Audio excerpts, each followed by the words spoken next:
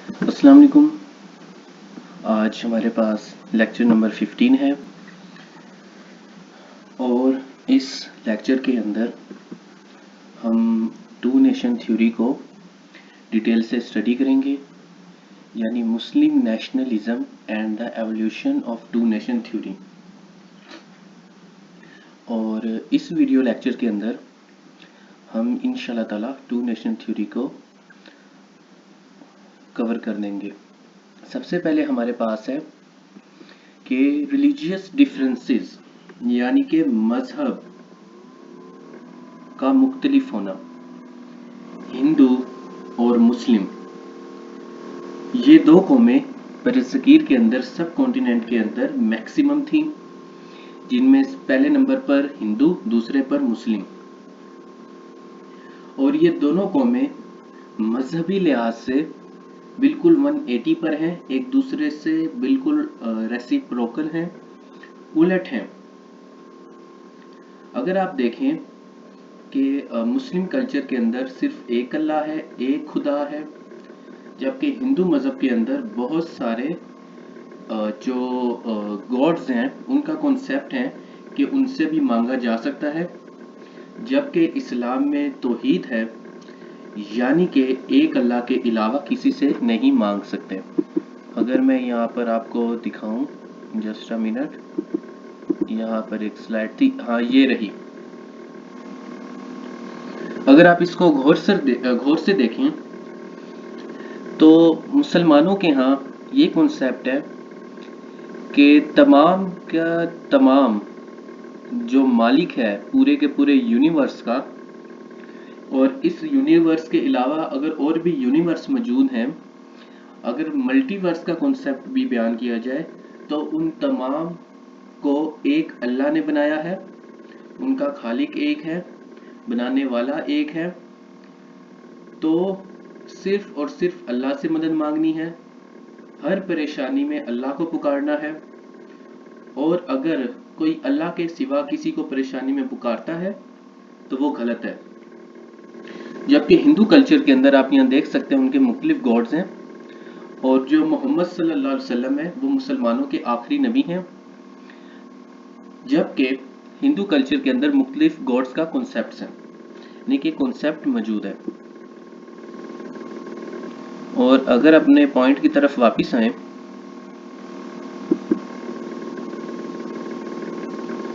जी, तो उसके बाद हमारे पास है हिंदू नेशनलिज्म।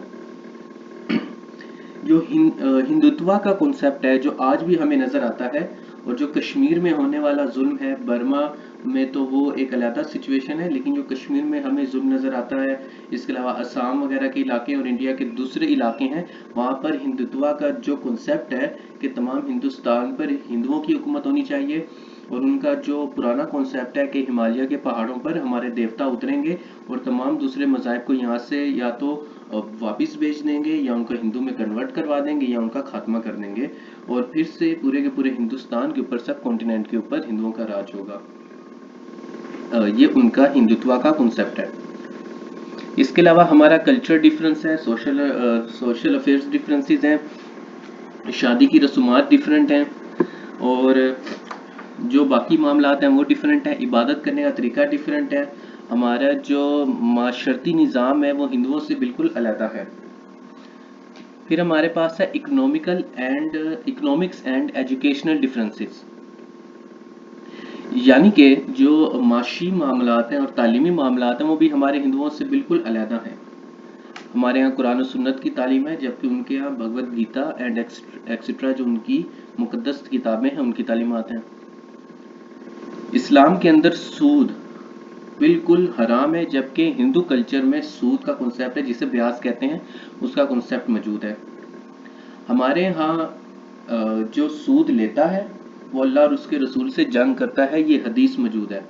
आप सल्लल्लाहु अलैहि वसल्लम ने फरमाया था कि जो सूद का कारोबार करता है और सूद से काम चलाता है तो अल्लाह और उसके रसूल से जंग करता है। तो ये कुरान और हदीस में हमें मिलता है। तो किस तरह से ये दोनों कौमें आपस में इकट्ठी रह सकती हैं। फिर हमारे पास है सर सैयद प्रिडिक्शन।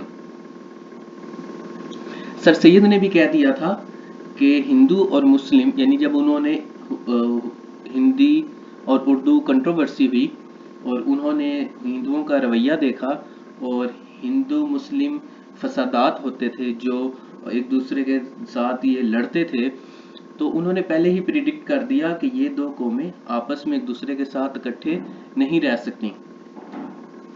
तो सिर्फ और सिर्फ ये नतीजा निकलता है कि मुसलमानों को बाद में सियासी तौर पर मजबूत होकर अलहदा वतन लेना होगा, क्योंकि अगर यहाँ से ब्रिटिश गवर्नमेंट चली जाती है तो ये हिंदू मुसलमानों को बहुत तंग करेंगे। फिर हमारे पास आ जाते हैं पॉलिटिकल डिफरेंसेस, और पॉलिटिकल डिफरेंसेस में हमारे पास आता है Hindu issue on the Bengal issue, Khilafat movement, Urdu Hindi controversy, Hindutva mindset and double face of Congress. तो हम इनको बारी बारी स्टडी कर लेते हैं। सबसे पहले हमारे पास आता है हिंदुओं का रवैया बंगाल की तकसीम पर। तो जो तकसीम बंगाल है वो मैं आपको पहले लेक्चर पढ़ा चुका हूँ। ये सारे लेक्चर्स जो कि मैंने पॉलिटिकल डिफरेंसेस में लिखे हैं वो आपको पहले पढ़ा चुका हूँ। तो अगर आप प्ले लिस्ट में जाकर या फिर वीडियोस के ऑप्शन में जाकर चैनल पर वहाँ पर देखना चाहें तो आप देख सकते हैं, और इसलिए मैं इसको यहाँ पर मुख्तसरन बयान करूँगा। सबसे पहले है Hindu issues on the Bengal issue, कि जब तकसीम बंगाल हुई थी और मुसलमानों की फलाह बहूत के लिए काम हो रहा था, तो मुसलमानों का फ़ायदा हिंदुओं का नुकसान नज़र आ रहा था। तो जहाँ पर दो कौमें आबाद हों और उनमें से एक का फ़ायदा दूसरे का नुकसान हो तो वो इकट्ठे नहीं रह सकते।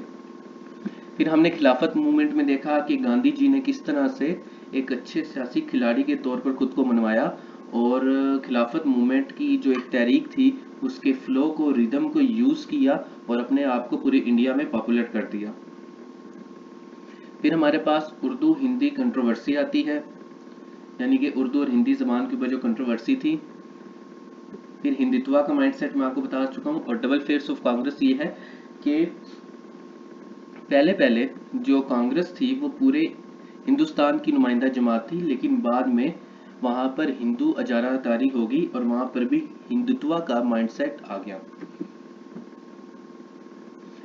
तो असल में जो टू नेशन थ्योरी है वो एक आइडियोलॉजी का डिफरेंस है। एक जो आइडियोलॉजी होती है उसका भी, जो मैंने आपको जो शुरू के लेक्चर में पाकिस्तान अफेयर्स के, वहाँ पे मैंने आपको बताया कि आइडियोलॉजी क्या होती है। ये सेट ऑफ थॉट्स होती है, यानी कि वो मामला जिनके ऊपर आप अपनी ज़िंदगी गुजारते हैं। वो सोशियो पॉलिटिकल भी होते हैं, सोशियो इकोनॉमिक भी होते हैं, यानी कि society and politics, society and economics. और जो आपके थॉट्स होते हैं वो सोसाइटी को बनाते हैं। तो जब दो कौमों के थॉट्स ही डिफरेंट हैं, माइंडसेट ही डिफरेंट हैं, तो ये आपस में एक दूसरे के साथ इकट्ठे नहीं रह सकते। और इसी टू नेशन थ्योरी को ऑल इंडिया मुस्लिम लीग ने बुनियाद बनाया, पाकिस्तान की मूवमेंट चलाई और 1947 में पाकिस्तान ले लिया। और मोहम्मद अली जिन्ना कायदे आज़म रहमतुल्लाह अलैहि टू नेशन थ्योरी के ऊपर बहुत फोकस करते थे। वो ये कहते थे कि जब एक का भगवान दूसरे की खुराक है तो ये आपस में एक दूसरे के साथ इकट्ठे कैसे रह सकते हैं। और आज भी हिंदुस्तान के अंदर अगर किसी को पता चल जाए कि उसने गाय या बैल को ज़बह किया है तो उसको वहां पर कत्ल कर दिया जाता है, जबकि मुसलमान कल्चर के अंदर गाय और बैल का गोश्त खाना हलाल है। तो कैसे ये आपस में एक दूसरे के साथ इकट्ठे रह सकते हैं। एक और भी बात की जाती है कि हिंदू मुस्लिम इत्तेहाद का जो एम्बेसडर थे कायद आज़म रहमतुल्लाह अलैहि, वो कैसे अचानक से सेकुलर कायद आज़म रिलीजियस बातें करने लगे। तो वैसे ही कहा जाता है कि अजीब बात है कि मजहबी गांधी सेकुलर इंडिया की बात करता था और सेकुलर कायद आज़म मजहबी पाकिस्तान की बात करते थे। लेकिन ये बात का एक रुख है। कायद आज़म की जो पर्सनैलिटी थी वो बहुत ही क्रिस्मेटिक थी, अट्रैक्टिव थी, वो हैंडसम थे, लेकिन वो इस्लाम की बहुत ज़्यादा कदर भी करते थे, इस्लाम की इज्जत करते थे। बाद में वो दूसरे उलमाए कराम के बहुत ज़्यादा करीब हो गए थे और इस्लाम को इन डेप्थ समझने की भी इंतहा की कोशिश कर रहे थे। ये एक दूसरी रियलिटी है जो हमें नहीं बताई जाती। अक्सर सीएसएस के जो स्टूडेंट्स हैं वो बड़े कॉन्फिडेंस के साथ बात करते हैं कि कायद आज़म तो सेकुलर थे, वो सेकुलर पाकिस्तान चाहते थे, तो रियासत तो होती ही सेकुलर है।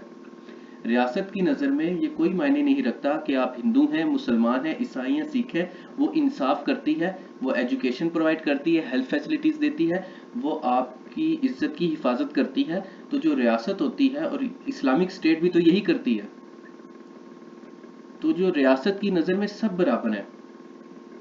तो अगर कोई ऐसी बात कर देता है तो उससे उसको सेकुलर भी साबित नहीं किया जा सकता, उसको इससे मजहबी भी साबित नहीं किया जा सकता। एक वेलफेयर सोसाइटी ऐसी ही होती है। तो दूसरी तरफ जो गांधी जी थे, वो कहते थे नहीं, पूरे हिंदुस्तान में हिंदू मुस्लिम भाई भाई हैं, वो इकट्ठे रह सकते हैं। तो क्या एक भाई दूसरे भाई को कत्ल कर सकता है? एक भाई का भगवान अगर दूसरा भाई खा जाए तो वो तो भाई नहीं रहेंगे। तो ये टू नेशन थ्योरी का बहुत ही वैलिड पॉइंट था। तो यहाँ आप देख सकते हैं कि हमारे पास एक अल्लाह का कॉन्सेप्ट है, उनके पास डिफरेंट भगवान का कॉन्सेप्ट है। फिर आप देख सकते हैं कि डिफरेंट ऑफ माइंड सेट है, कि एक का खुदा दूसरे का खाना है, तो ये आपस में इकट्ठे नहीं रह सकते। फिर आप यहाँ पर देख सकते हैं कि यहाँ पर आपको मौलाना मोहम्मद अली जौहर दिखाए गए हैं, ये मौलाना शौकत अली जौहर हैं, ये कायद आज़म और गांधी जी हैं, ये अबुल कलाम आज़ाद हैं, ये नेहरू जी हैं, और ये नेहरू और गांधी जी इकट्ठे हैं। तो इनकी पिक्चर दिखाने का मकसद ये है कि जो अली बरादरान है, ये और गांधी जी तहरीक खिलाफत के दिनों में एक दूसरे के काफ़ी करीब आ गए थे, लेकिन बाद में तहरीक खिलाफत नाकाम हो गई। उसकी दो मेजर वजूहात थी। एक तो गांधी जी अपना पॉलिटिकल जो कार्ड था वो कैश करवा कर साइड पे हो गए, और बाद में दूसरा, जब कमाल अतातुर्क ने तुर्की के अंदर खिलाफत ही ख़त्म कर दी, उसकी पोस्ट ही ख़त्म कर दी, तो तहरीक तो अपने आप नाकाम हो गई। तो उस वजह से भी टू नेशन थ्योरी को ये यहाँ से स्ट्रेंथ मिलती है कि अगर आप हम मुसलमानों को अपना भाई मानते हो तो तहरीक खिलाफत के दिनों में हमें अकेला छोड़कर क्यों चले गए थे। इसके अलावा कायद आज़म ने सवाल उठाए थे कि जो नॉन कोऑपरेटिव मूवमेंट गांधी ने चला दी थी, और जिसको तहरीक खिलाफत के मामलात कमेटी और उलमाए कराम सपोर्ट कर रहे थे, कि ये ठीक नहीं है, हमें सरकारी नौकरियां नहीं छोड़नी चाहिए, हमें अपनी जो मजबूत चीज़ें उनको नहीं छोड़ना चाहिए, हमें ब्रिटिश गवर्नमेंट के साथ ताल्लुकात कायम रखने चाहिए। हाँ, एहतजाज करते रहें, सियासत करते रहें, लोगों को इंगेज करते रहें, मैस मूवमेंट चलाते रहें, लेकिन ये जो सिविल नाफरमानी है ये नुकसानदेह है। और बाद में ऐसे ही साबित हुआ कि गांधी जी ने तो खुद को कैश करवा लिया, और मुसलमानों की छोड़ी हुई नौकरियां हिंदुओं को तो मिल गई, लेकिन मुसलमान रुसवा हो गए। इसके अलावा जो इलामा इकबाल हैं, उन्होंने भी टू नेशन थ्योरी के ऊपर बात की, और उन्होंने कहा कि मैं देखता हूँ कि शुमाल मशरकी इलाकों में जहाँ आज का मौजूदा पाकिस्तान मौजूद है, वहाँ पर मुसलमानों की एक अलहदा रियासत होनी चाहिए, क्योंकि हिंदू और मुसलमान इकट्ठे नहीं रह सकते। आज भी अगर हम देखें तो पाकिस्तानी अवाम अगर इंडिया से जंग हो तो खुश होते हैं, और अगर इंडियन फौजी पाकिस्तान से जंग करें तो खुश होते हैं। तो ये तो असलियत है। हाँ, आपस में एक दूसरे के साथ प्यार मोहब्बत से रहना चाहिए, एक दूसरे की इज्जत करनी चाहिए, अमन के साथ रहना चाहिए, लेकिन इज्जत पर कंप्रोमाइज नहीं होता। इसके अलावा जो टू नेशन थ्योरी है वो हमें ये भी बात बताती है कि इतनी ज़्यादा कोशिशों के बावजूद कायद आज़म, इल्लामा इकबाल, जौहर बरादरान, अबुल कलाम आज़ाद, गांधी के होते हुए अगर ये दो कौमें आपस में इकट्ठे नहीं रह सकी तो आगे कैसे रहेंगी।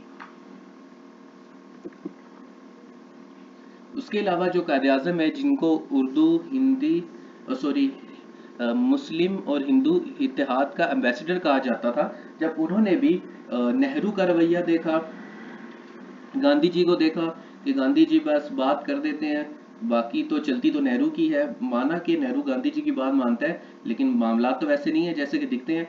तो कैसे ये हिंदुत्व माइंडसेट वाले कांग्रेस के लोग हम मुसलमानों को कैसे बर्दाश्त करेंगे। तो ऐसा नहीं हो सकता, हमें एक अलहदा मुल्क चाहिए। तो उसके लिए अब हम तहरीक चलाएंगे। यहाँ पर गांधी जी और कायद आज़म की इकट्ठी तस्वीर दिखाई जा रही है। ये हमारे पास जो एक्सट्रीम राइट साइड पर ये जो दो शख्स हैं, यानी कि ये नेहरू और कायद आज़म आपस में इकट्ठे खड़े हैं। और मैं एक बात बताना चाहूँ कि गांधी जी और मिस्टर जिना का रहमतुल्लाह अलैह का आपस में कोई जाति इख्तलाफ नहीं था, ये एक दूसरे के साथ बड़े फ्रेंडली थे, दोस्ताना थे। इनका बस आइडियोलॉजी का फर्क था और ये एक दूसरे की इज्जत करते थे, लेकिन इख्तलाफ भी खूब करते थे। और वो दोनों के दरमियान इख्तलाफ था टू नेशन थ्योरी। गांधी कहते थे टू नेशन थ्योरी नाम की कोई चीज नहीं है। इतने सालों से, तकरीबन 1000 साल से हिंदू और मुसलमान इकट्ठे रह रहे हैं, तो अब क्यों नहीं इकट्ठे रह सकते?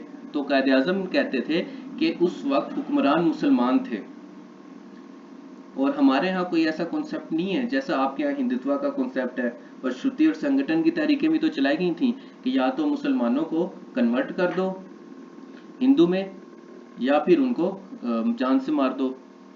तो शुद्धि संगठन की तहरीक हो जाए, मस्जिदों को शहीद करना हो, इसके अलावा उर्दू हिंदी तनाज़ा हो, फिर तहरीक खिलाफत के मामलात हो और वहाँ पर अकेला छोड़ देना हो, और उसके अलावा तकसीम बंगाल के ऊपर हिंदू रिस्पॉन्स हो, तो हम कैसे आपस में एक दूसरे के साथ इकट्ठे रह सकते हैं जब हमारा आपस में माइंडसेट ही नहीं मिलता। दूसरी तरफ जो नेहरू और कायदे आजम है, दोनों एक दूसरे को इतना पसंद नहीं करते थे, लेकिन कायदे आजम मैन ऑफ प्रिंसिपल थे। जब लियाकत अली खान लेटर्स लेकर आए कि जिसमें लॉर्ड माउंट बेटन की वाइफ के साथ नेहरू का अफेयर्स के प्रूफ मौजूद थे उन लेटर्स के अंदर, तो कायदे आजम ने उनको हाईलाइट करने से इनकार कर दिया। उन्होंने कहा मैं कोई भी घटिया हरकत करके पाकिस्तान हासिल नहीं करना चाहता और इनको जला दो और फाड़ दो। तो इसे कहते हैं मैन ऑफ प्रिंसिपल। लेकिन ज़ाती तौर पर इनका आपस में एक दूसरे के साथ कोई इतनी कोई फसाद लड़ाई नहीं थी, लेकिन आइडियोलॉजी की लड़ाई थी। और गांधी जी की मौजूदगी में नेहरू कायद आजम को पसंद नहीं करते थे।